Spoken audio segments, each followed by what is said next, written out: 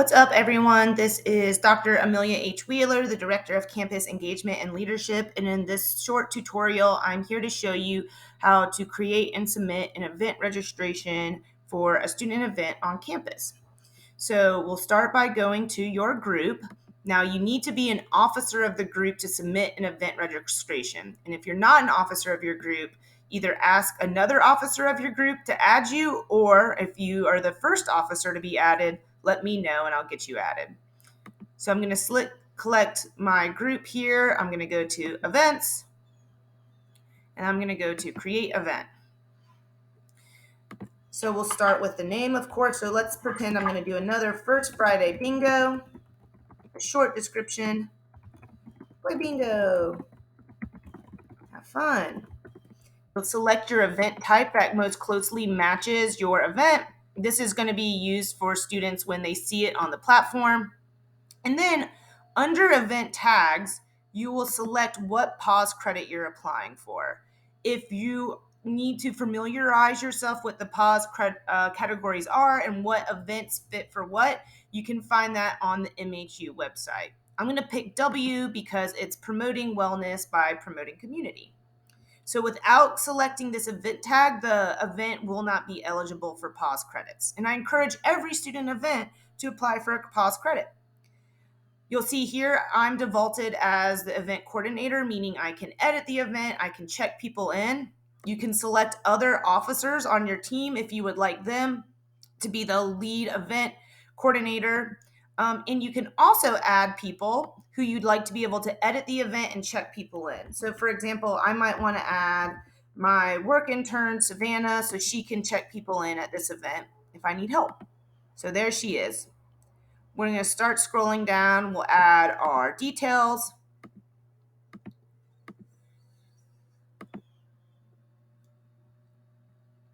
And now we'll get to where. And there's two options. Well, there's honestly three options that you can pick. If you have a space that is your designated space. So for example, if Jimmy Knight would like to run something in the Cawthron Center, he doesn't have to reserve that space. That's his space. Or if Stephanie and Serena are having common ground, they don't have to reserve the chapel. So if you have a space that's your designated space that you are the manager of, you don't have to reserve that space. So you'll click other location and you'll type it in.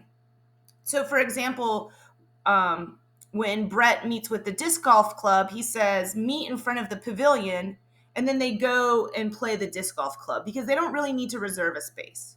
But let's say I do need to reserve a space. My outdoor bingo, I can't do it. I don't have a space that I manage myself, so I need to reserve a space. I'll click on campus room reservation, and then I'll need to say the number of attendees I'm expecting. This number is just to make sure that the spaces that you're shown can accommodate your group. So it doesn't have to be exact, it just has to be a ballpark. So let's say I'm going to imagine 20 people are going to come maybe to First Friday Bingo. Now I need to go down to this button to book my room. And you'll see all the spaces that are available to have an event. So I am going to say, okay, I would like to have First Friday Bingo on the upper quad. So I'll book that. Now, one thing I want you to bear in mind is some of these spaces are going to need secondary approval before the registration is complete. So places like the Fellowship Hall or the Chapel, the Black Box Theater, the Outdoor Pavilion, Owen Theater, and Timberline, these requests are going to be approved by those space managers before the request is finalized. So I just want you to know that if you request some of these spaces, there is an off chance that your request can be bounced back to say, hey, actually, for example, the Black Box Theater isn't available. You're going to have to find another location. But those should be very minimal circumstances. So great. I have my event booked. Of course, if you're doing an online event, we can select that. So we'll keep scrolling. This is where you'd put the meeting link if you were doing an online event. So now we're here to photos and flyers. I recommend everybody choose a photo because the posting, if it doesn't have a photo, it looks quite drab. So if you don't want to go and find a photo, you're always welcome to use the photo gallery. They have a lot of free photos that you can just pop in there. What I've been liking to do is I end up just putting my flyer for both. The photo is shown on the landing page before somebody clicks it, and the flyer is shown on the event page after somebody clicks it. So I'm going to choose a flyer, and I'm just going to pick one for the homecoming dance. I know it's not First Friday bingo, but that's okay. We're just pretending. And you can crop it so it only shows maybe the top. All right, awesome. We have our photo in. We'll do the same thing here. So it's okay if we choose the same image for both our photo and flyer. And this is why I encourage you, if possible, to have your flyer ready to go before you sit down to do this. One thing that I've been doing is, because I know some of you are needing to book your spaces on the actual registration page, I'll have everything in my flyer made except for the location. And then once I figure out what location I can book, I'll just update the location on my flyer, download it, and then it's ready to go. So I do encourage you to at least have most of your flyer complete before you sit down for the event registration process. It just makes everything easier. So this is where we can get a little bit more nuanced with the event page. So if I'm going to provide food, it's nice to tell people. So I can say light snacks are provided. I've definitely found that this is a way to get people to come at your event. So if you're providing food, I would definitely make that known. Now we have the option of who gets to register an event and who can see the event. For most of us, if we're doing events for the general student population, it's easy enough to keep the defaults to everybody. So everybody can register for the event and everybody can see the event.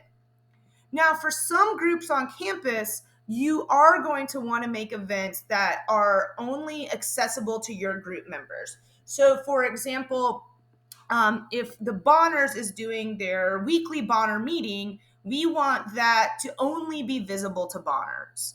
So what we'll do is, as long as the Bonners have uploaded all their members onto their group page, if we say only group members can register, and only group members can see the event, it means that only Bonners are going to be able to see this event. You can also say, for example, that if you want, let's say we only want graduate students to see this event. We can select that here under some users. So you can get creative with who's allowed to register, meaning sign up, and who's allowed to see the event. You can also decide if this is something you don't want to be shown on the upcoming event slider, like if we want to keep it totally hidden that nobody can even see it, we'll click this. And again, if you don't want anybody to see the event on the rooms calendar, we can deselect this. So if you want to have a really secret meeting for some reason. Now, if you're having an event with tickets, we can use this platform to do that, but I won't go into that today. One thing that is helpful, if you have an event that you think is going to be large, or it has, for example, supplies, like I know Susan Carlton in the library did an event that was a craft-based event and she only had enough supplies for 10 people. We can use the attendance limit here to say, we can only have 10 people. So that's a nice option. Or if you're doing an event in Owen Theater and you're expecting it to, be packed, we can say, there's only room for 120 people. So the attendance limit is nice for that. We can keep scrolling. You can see we have all sorts of different options that you can play with. One thing that I encourage you to deselect, at least for now, is this form defaults to sending out a feedback request. If you want to make a feedback request, you're able to do that on your group's page under forms and surveys. But you can see here, we don't have any feedback requests yet created, so We don't have anything to send. So my suggestion is, if you haven't created a feedback form, just deselect this. We're not going to send a feedback request. And if you happen to forget to deselect this and you get a notification from the hub saying you sent a feedback request, it just means it sent a blank form to people. So it's not a big deal. All right. So this is the second fiddly bit that I want you to pay attention to. So the first was that pause tag at the very top at what? The second fiddly bit I want you to pay attention to is right here. It says attendance tracking options. This is important to make it easy to check students into your events so they can get those PAWS credits, and also so that we can have an accurate read on who's coming to events. This is directly aligned with our strategic plan, which is getting a baseline data of who's coming to events. So we're going to click to scroll down. And the only thing that is worth changing is you go to select check-in method, and you can say allow both methods at the same time. And in my second training, where I show you how to check people in, I can show you why that is of use. You can see here we have a lot more options if you want to get fancy. So for example, Heather Hahn did an event with a speaker from Moms Demand Action. And so she had, after people signed up for the event, it sent them to the website Moms Demand Action.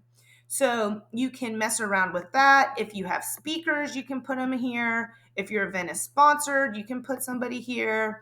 If your event, for example, needs to have a waiver, let's say you're taking them somewhere off campus, or I'm doing my ski trip in the fall, again, we can add a waiver to this event, which will be located here. If you're co-hosting this event with another campus entity, so for example, let's say I'm co-hosting this with the Ramsey Center, I can select that here. And so that way it means that whoever you're co-hosting with is also going to be able to check people in, edit the event, all that good stuff, all the power that you have as the event organizer. So you're almost done at this point. You're going to say create event. And now you're going to ask just a few more questions. So this is where you're going to rationalize why you picked the PAWS credit for your event that you did. And I don't want you to feel like some of you have done so much work in articulating really beautiful justifications for this. So I want you to know you don't have to write me a full-on 5-essay paragraph for this. Just give me a few sentences to help me understand how you're conceiving of this event fulfilling this PAWS credit. So I'll give you an example. If I picked PAWS credit W for my event, I'll select it here and I'll say, playing games together increases, maybe it's okay if you have spelling errors. I misspell things all the time. Social well-being and wellness. That will suffice. So the reason that this is here is just to keep people from selecting a PAWS credit and then having an event that's totally out of line. So as long as you provide me a few succinct sentences, we should be good to go. Now, this is for if you're an officer of a club. If you're requesting as an officer of your club, a student club, to use some of your event stipend, then you'll make your request here and explain to me what you're requesting to buy for your event. So that's only for student groups who have an approved event stipend from me. If you're planning to host off-campus guests, you'll select that here. This is a security question, so it's important that we make sure if we're having people from off-campus, on campus, that the security team is notified. So if that's a no, we can just say no. But if it's a yes, we'll explain a little bit who's coming. That way the security team knows who to expect on campus. If you're wanting to use some of my party supplies from the loft, this is where you can request it right here. So you don't have to email me anymore and say, hey, can I get that cornhole set? You can just select it right here, and then I'll reach out via email to coordinate a pickup and drop off time. If you're requesting facilities to supply tables, chairs, and tents, This is where you can select here. And if you're requesting something from facilities, it's important that you say how many tables, chairs, or tents you're requesting. And bear in mind, this is a request. So facilities is going to be able to come back to you and say, hey, you requested 20 tables, but we only have 10. Is that okay? So this is you making your preliminary facilities request. Similarly, if you're needing help with projectors, mics, or sound equipment, with the help from Christy, you'll add a request right here. Similar to the facilities note, this is just a request to Christy Sather, and she'll confirm with you yes or no if she's going to be able to meet these needs.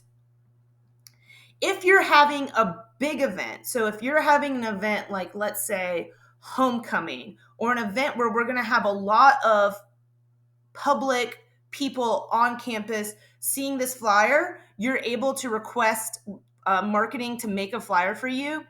If this is a primarily on-campus event, it's mostly for students in the MHU community, we're not going to get marketing to make a flyer. We'll make our own flyer, so we'll say no. And then if you would like to request marketing to take pictures, again, we can say, yeah, could marketing come there? And again, this is just a request, and marketing will confirm with you, yes, this is possible or no. So I'm going to default to no, no, none, none. I don't want any games. And now you're good to go. You can go back to view events. So now you're going to wait. You'll see here that I have some events coming up that are pending approval. It means that the people in the approval process are still reviewing the details. So that's why it's important that we get those event registrations in early, so we can see that we have upcoming events. We can see if they've been approved or not. So the homecoming has been approved. You can see I just put this in. It hasn't been approved yet. And now when we go back to our page, we can see here, go back to events. Here are all my events that I've submitted. Some are pending approval.